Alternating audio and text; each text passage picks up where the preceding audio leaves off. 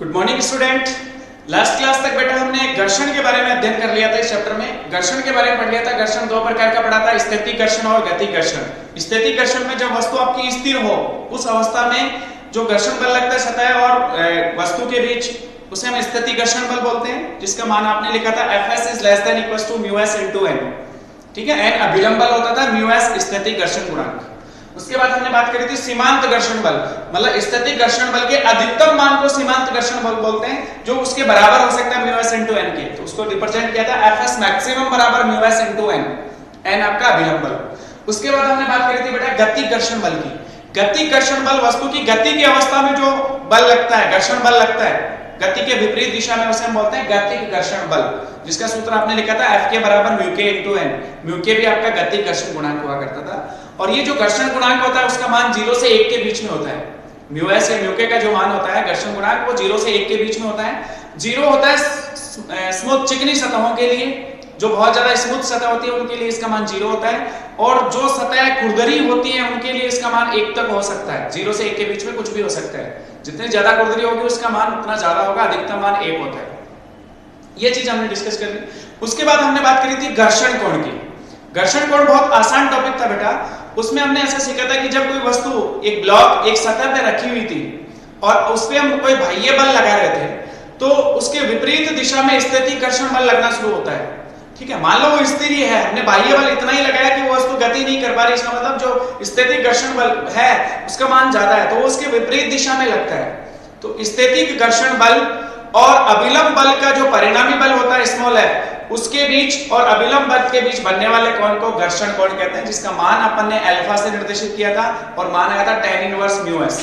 tan inverse μs वो भी हमने ज्ञात कर लिया था। उसके बाद अगला टॉपिक है बेटा विराम कोण, जिसको एंगल ऑफ ईपोच बोलते हैं। ये जो विराम कोण होता है वो आनत तल का कोण होता है। इसको हम परिभाषित भी करेंगे और इसका मान भी ज्ञात करेंगे। जो विराम कोण होता है वो आनत तल का कोण होता है। अब आपसे क्वेश्चन पूछा जाएगा कि ये आनत तल क्या होता है। आनत तल, जैसे पुलिया की बात करें, जो समतल सड़क है, पुलिया आपकी ऐसे उठी हुई होती है, तो इस तल को आनत तल बोला जाता है। समतल से कुछ उठा हुआ हो तल, समतल से उठे हुए तल को अपन आनत तल बोलते हैं। मान लो ये कोण थीटा है या थीटा नॉट है, तो ये तो आपका समतल था, इससे कितने कोण पे उस तल को उठाया हुआ है, ये हमारा होता है आनत तल। इसको क्या बोला जाता है बेटा? आनत तल। हम बात करेंगे विराम कोण की।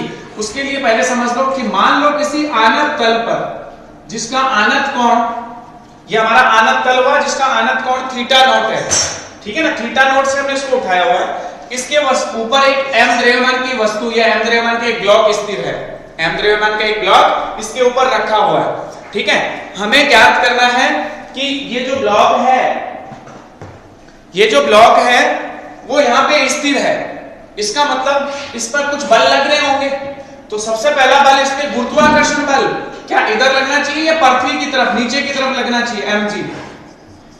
mg हमेशा सीधा ही लगता है, चाहे वो आनत तल पे वस्तु रखी हो चाहे समतल पे रखी हो, हमेशा mg पृथ्वी की तरफ, नीचे की तरफ। अब दूसरा बल जो है उसकी बात करें तो वो हमारा अभिलंब बल। इसकी सतह और इसकी सतह के बीच एक अभिलंब बल n जो है वो दोनों सतहों के लंबवत इस दिशा में लग रहा है।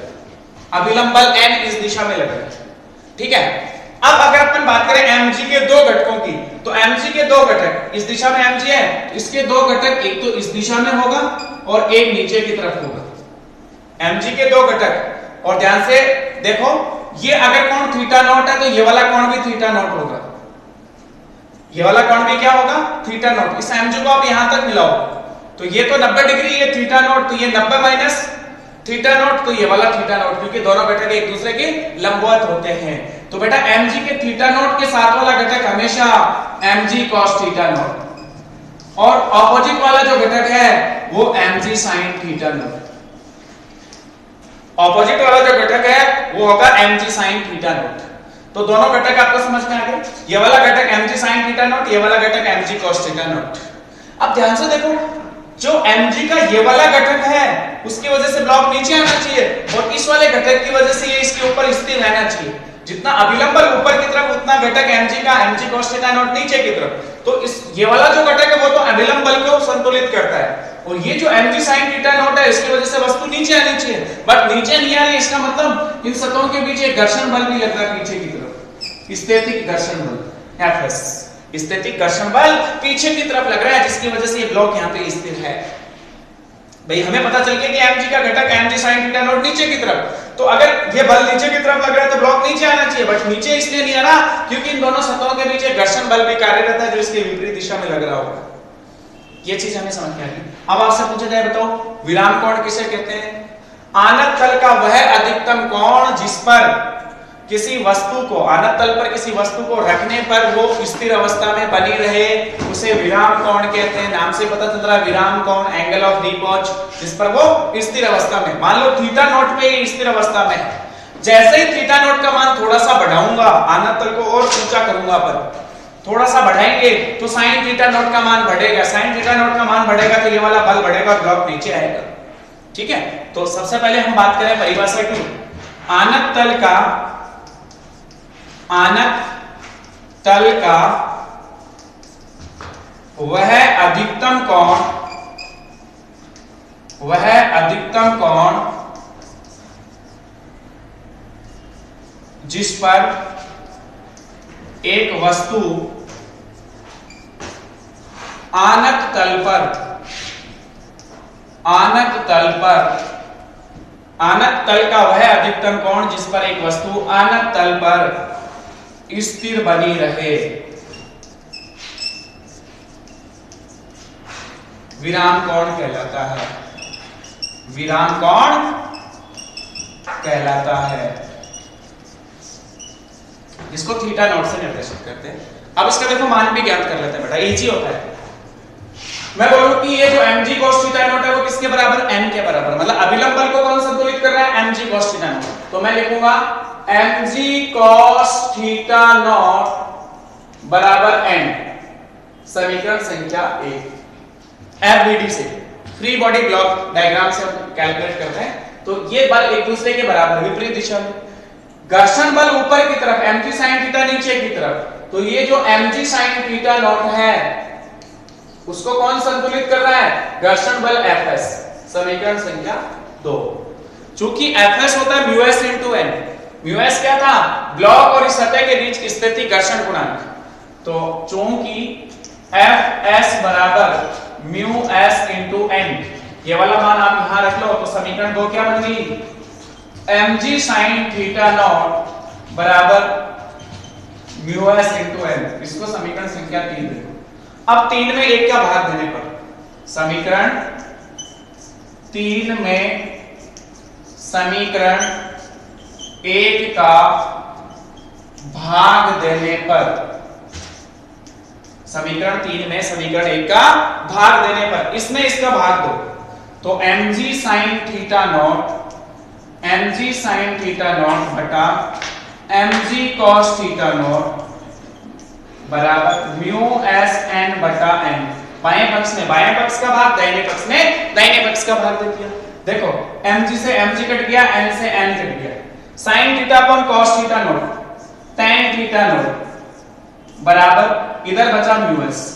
एक्चुअल में हमें तो थीटा नॉट ज्ञात करना था, तो थीटा नॉट का मान आ गया आपके पास बेटा tan इनवर्स μs। मतलब ये मान भी किस पर निर्भर करेगा? स्थैतिक घर्षण गुणांक, ब्लॉक और आनत तल की सतह के बीच जो घर्षण गुणांक होगा उस पर निर्भर करेगा। और ध्यान से देखो, आपने जो घर्षण कोण ज्ञात किया था अल्फा, उसका सूत्र भी यही था, अर्थात ये समीकरण संख्या 4। पिछली चैप्टर में या पिछली क्लास में जो हमने डेरिवेशन किया था घर्षण कोण का, उसमें अल्फा का सूत्र यही था। क्योंकि घर्षण कोण अल्फा बराबर tan इनवर्स μs, और इस समीकरण और इस समीकरण से पता चला, अर्थात हम कह सकते हैं कि घर्षण कोण विराम कोण के बराबर होता है, अर्थात थीटा नॉट बराबर अल्फा, थीटा नॉट बराबर अल्फा। घर्षण कोण और विराम कोण के मान बराबर होते हैं। तो एक छोटा सा टॉपिक हमने डिस्कस कर लिया बेटा, ठीक है ना। तो ये घर्षण जो टॉपिक था हमारा वो ऑलमोस्ट कंप्लीट हो गया। अब हम बात करेंगे बेटा तनाव बल की, और घर्षण के कुछ क्वेश्चंस भी डिस्कस करेंगे आज। तो पहले हम तनाव बल की बात कर लेते हैं। जो बल हमने पढ़ी, हमने अभिलंब बल की बात कर ली इस चैप्टर में, और घर्षण बल की भी बात कर ली। अभिलंब बल और घर्षण बल दोनों दिखने वाले बल हुआ करते थे, ठीक है ना। और इन दो को तो हमने पढ़ लिया। तीसरा जो है वो तनाव बल, हमने 3 ही लिखे थे, अभिलंब बल, घर्षण बल और तनाव बल, दिखने वाले 3 बल थे, जिसमें हमने 2 को डिस्कस कर लिया। तीसरा देखो तनाव बल, इजी है। तीसरा जो तनाव बल है उसको भी अपन डिस्कस कर लेते हैं। तनाव बल, तीसरा बल जो था वो हमारा है तनाव बल, टेंशन फोर्स, इसको टी से निर्देशित करते हैं। और तनाव बल के बारे में सब जानते हैं। जब एक रस्सी लूं, एक डोरी लेके उससे एक सिरे से पत्थर बांध दिया, दूसरे सिरे को दीवार से लटका दिया, लटकाने के बाद क्या होगा, डोरी तनित हो जाती है। डोरी क्या हो जाती है, तनित हो जाती है, तनाव बल के कारण। एमजी के विपरीत दिशा में वो बल लगता है। जैसे अपन ने पेंडुलम का एक्सपेरिमेंट किया, तो पेंडुलम में भी ये होता है, जो धागा होता है उससे अपन ने पेंडुलम लटका दिया और लटकाने के बाद उसमें तनाव उत्पन्न होता है, ठीक है ना। तो तनाव बल जो है वो हमेशा mg के विपरीत दिशा में और डोरी में ही उत्पन्न होगा। जैसे मान लो एक आपकी और डोरी का जो द्रव्यमान है वो नगण्य माना जाएगा, नगण्य द्रव्यमान की डोरी है, और उससे हमने एक ब्लॉक जिसका द्रव्यमान m है ये लटकाया हुआ है, ये सिरा आपका यहां पे बंधा हुआ है। तो हमें पता है कि इसमें mg नीचे की तरफ लगेगा, गुरुत्वाकर्षण बल, इसका भार जो है वो नीचे की तरफ। तो भार के विपरीत दिशा में इस डोरी में एक तनाव उत्पन्न होगा या बल उत्पन्न होगा, जिसे तनाव बल कहते हैं, टी, जिसे हम क्या कहते हैं, टी। अर्थात बेटा टी का मान कितना होगा आपके पास, mg। क्योंकि ये जो है ना डोरी की लंबाई भी जो है ना उसमें वृद्धि नहीं होगी, केवल तनित होगी ये mg से, ठीक है ना। जैसे ही mg नीचे लटकाएंगे तो तनाव बल उत्पन्न विपरीत दिशा में होगा। तो बल के विपरीत दिशा में जितना हम लटकाएंगे उसके विपरीत दिशा में ये तनित होती है, ठीक है ना। इतना सा बेसिक नॉलेज हमें पता होना चाहिए।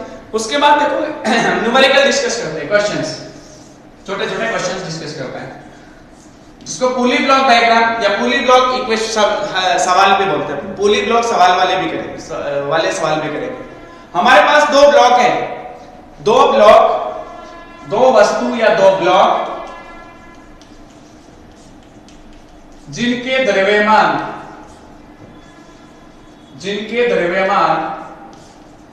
क्रमशः 8 केजी व 12 केजी हैं।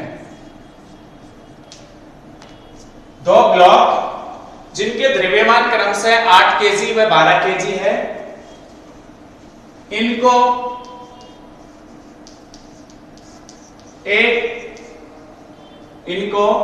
एक धागे के दोनों सिरों से बांधकर, ठीक है ना, एक सिरे से 8 केजी का बांध दिया, दूसरे सिरे से 12 केजी का बांध दिया। एक धागे के दोनों सिरों से बांधकर एक घर्षण रहित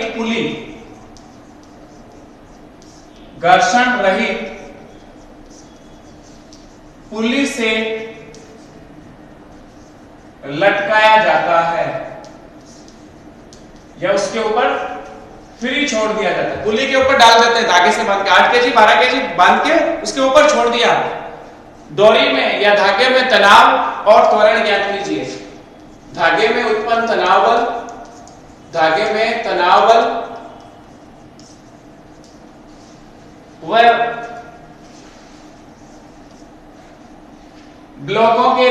ब्लॉक का त्वरण ज्ञात कीजिए। दोनों ब्लॉक का त्वरण ज्ञात करना, वह दोनों ब्लॉक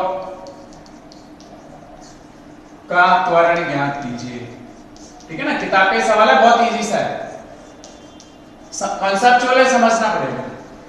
मैं डायग्राम से समझाता हूं। ये तो क्वेश्चन आपका थोड़ा बहुत लैंग्वेज इधर उधर होगी, चेक करना। आपके पास एक पुली तो आपने देखी होगी, सुनी होगी। पहले पुराने जमाने में जो कुएं से पानी निकालते थे रस्सी से, तो वो पुली ऐसे घूमती थी, गिरनी बोलते थे उसको। वो घर्षण रहित है। ये पुली आपकी कैसी है, घर्षण रहित। इस पुली के ऊपर से 2 ब्लॉक 8 केजी व 12 केजी को एक धागे से बांधकर, दोनों सिरों से बांध के ऐसे लटका दिया, इसके ऊपर छोड़ दिया ऐसे, ठीक है ना, छोड़ दिया। तो जो 8 केजी वाला ब्लॉक है बेटा वो ऊपर जाएगा और 12 केजी वाला नीचे जाएगा। जैसे इसके ऊपर डालेंगे अपन पुली के ऊपर, तो 8 केजी वाला ऊपर जाएगा, 12 केजी वाला नीचे जाएगा। सिंपल सी बात है। तो ये जो ब्लॉक है 8 केजी वाला, जितने त्वरण से ऊपर जाएगा उतने त्वरण से 12 केजी वाला ब्लॉक नीचे आएगा, ये हमें पता है। जितने त्वरण से 8 केजी का ब्लॉक ऊपर जाएगा उतने त्वरण से 12 केजी का ब्लॉक नीचे आएगा। सिंपल सी बात है भाई, ऐसा तो है नहीं बीच में कोई डोरी टूट गई या बंधी हुई रह गई, तो इसके ऊपर घर्षण रहित है वो बल भी हमें नगण्य करना होगा, घर्षण बल। तो जितने त्वरण से वस्तु ऊपर जा रही है उतने त्वरण से ये वाली 12 केजी की वस्तु भैया जितनी ऊपर जाएगी उतनी ये नीचे आ जाएगी, सीधी सी बात है।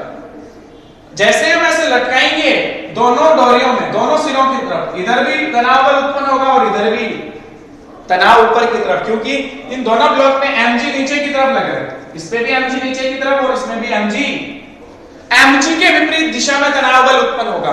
तो mg नीचे की तरफ तो तनाव बल डोरी में ऊपर की तरफ, mg नीचे की तरफ तो इसमें भी तनाव बल। इसके mg की बात करें 8 × 10 80 न्यूटन,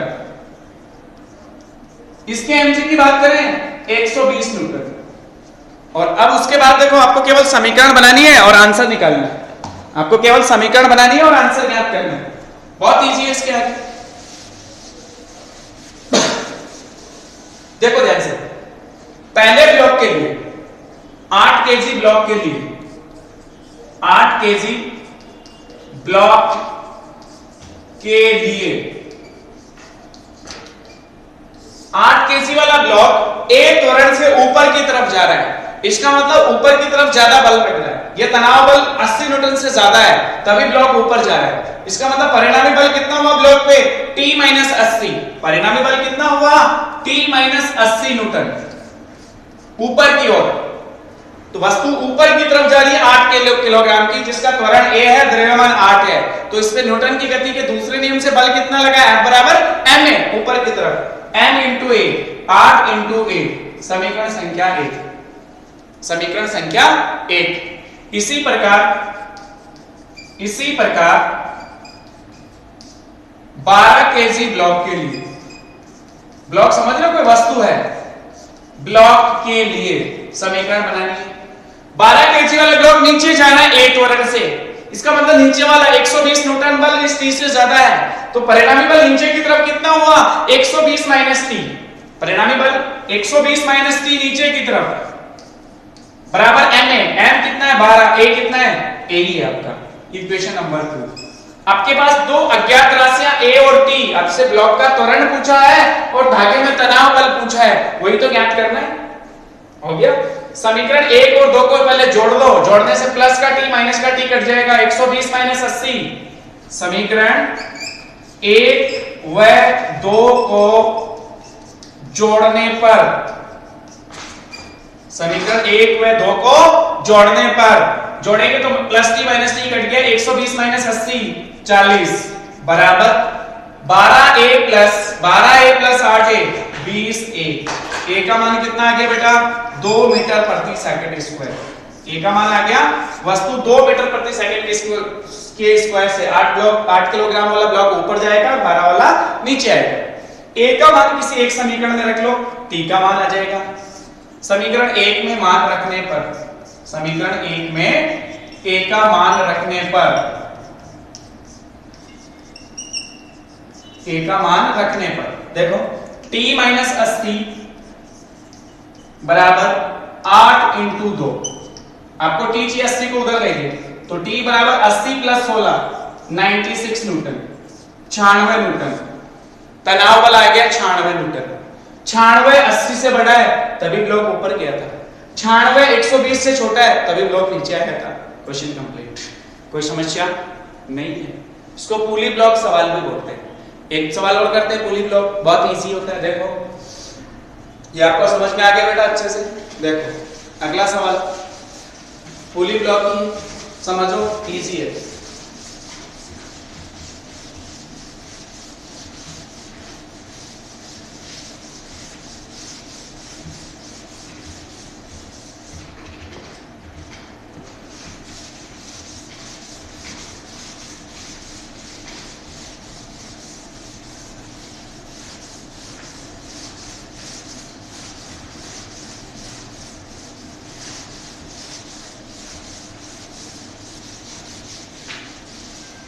देखो ध्यान से, अगला सवाल एक ट्रॉली और एक ब्लॉक की बात करेंगे। मान लो ये एक सतह है, ठीक है। इस सतह पे एक ट्रॉली,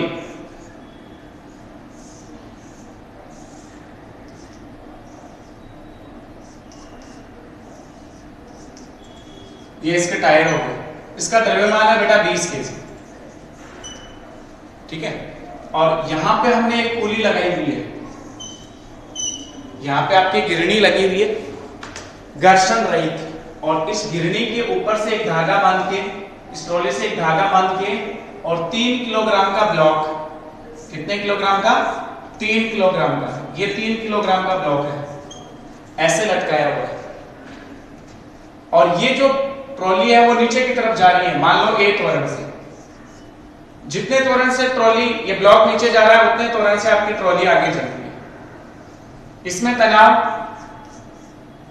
क्योंकि mg नीचे की तरफ 30 न्यूटन, m × g 3 × 10 30 न्यूटन, नीचे की तरफ तनाव बल ऊपर की तरफ। ये ट्रॉली आगे जा रही है तो ये इसको आगे की तरफ खींच रही है 30 से, इसमें तनाव आगे की तरफ होगा। हमें A और T का मान ज्ञात करना है, और गतिक घर्षण गुणांक, ट्रॉली के टायर और सतह के बीच जो गतिक घर्षण गुणांक है उसका मान दिया हुआ है। ट्रॉली व सतह के बीच गतिक घर्षण गुणांक, गतिक घर्षण गुणांक म्यू के का मान 0.04 है, 0.04 है। तो त्वरण व तनाव बल, त्वरण व तनाव बल का मान ज्ञात कीजिए। बल का मान ज्ञात कीजिए।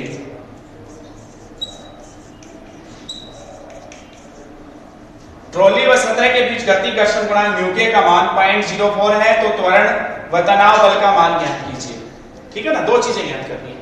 तो ध्यान से देखो बेटा, ट्रॉली आगे की तरफ जा रही है तो इस पे जो गति घर्षण बल लगना है वो पीछे की तरफ लगेगा, F पे। गति घर्षण बल किधर लगेगा? पीछे की तरफ। सबसे पहले हम इस F के की मान की बात कर लेते हैं। गति घर्षण बल F के बराबर सूत्र होगा आपका म्यू के इंटू एन, म्यू के इंटू एन।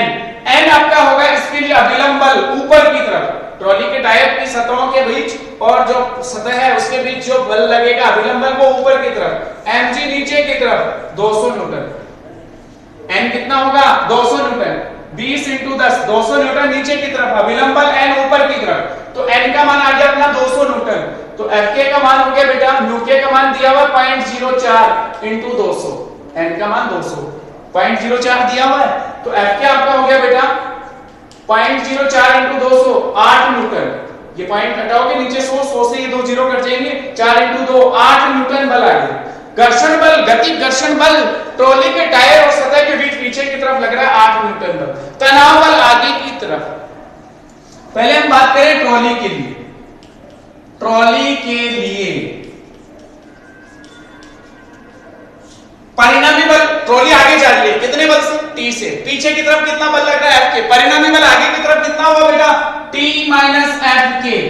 Fk का मान 8 न्यूटन है, पुट कर लेंगे यहां पे, बराबर है 20 × A। A त्वरण से आगे जा रही है, इसका द्रव्यमान 20 है, तो क्या लिखा जाएगा बेटा? 20 × A। Fk का मान पुट कर लो 8 न्यूटन, तो T - 8 बराबर 20A। समीकरण संख्या 1। इसी प्रकार ब्लॉक की बात कर लेते हैं।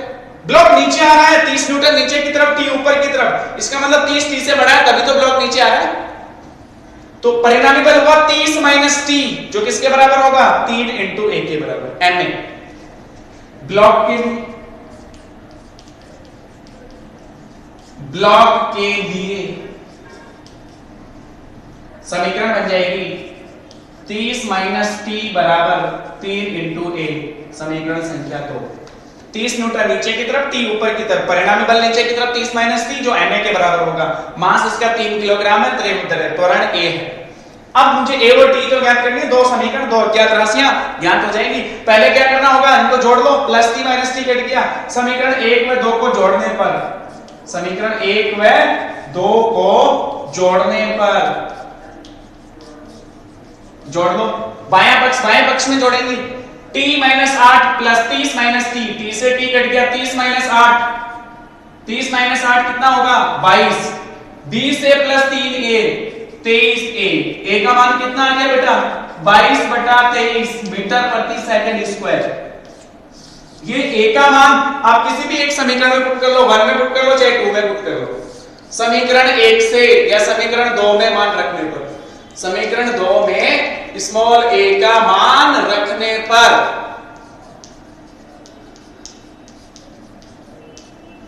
समीकरण 2 में a का मान रखने पर, देखो ध्यान से, समीकरण 2 में जब a का मान रखोगे तो ध्यान से देखो, a का मान है 22/23, a का मान कितना है 22/23, ये वाला मान आप यहां रखो तो 30 माइनस टी बराबर 3 × 22/23, टी को इधर लाओ, इसको इधर ले आओ, तो टी बराबर 30 माइनस 66/23, बाई 66/23, टी का मान आ गया बेटा आपके पास 27.1 न्यूटन। तनाव बल इतना होगा, डोरी में जो तनाव बल है 27.1 न्यूटन होगा। तभी तो देखो 27.1 30 से छोटा तो ब्लॉक नीचे है, 27.1 8 से बड़ा तो ये ट्रॉली आगे जा रही है कंप्लीट। इसको बोला जाता है ट्रॉली ब्लॉक या पुली ब्लॉक सवाल, पुली ब्लॉक सवाल। इस तरह से हम अगली क्लास में कुछ और सवाल डिस्कस करेंगे, ठीक है ना, और बाकी सवाल हम नेक्स्ट क्लास में डिस्कस करेंगे बेटा। ये दोनों सवाल इंपॉर्टेंट थे जो मैंने सॉल्व करवा दिए। इससे पहले हमने विराम कोण की भी बात कर ली, ठीक है ना। ये जो सवाल है, इस टाइप के जो सवाल है, हम अगली क्लास में और डिस्कस करेंगे। वो आनत तल पे कोई ट्रॉली और पीछे आगे की तरफ ब्लॉक और फिर हमें ये चीज कैलकुलेट करनी हो, ठीक है ना। इस टाइप का सवाल अपन नेक्स्ट क्लास में डिस्कस करेंगे। Thank you.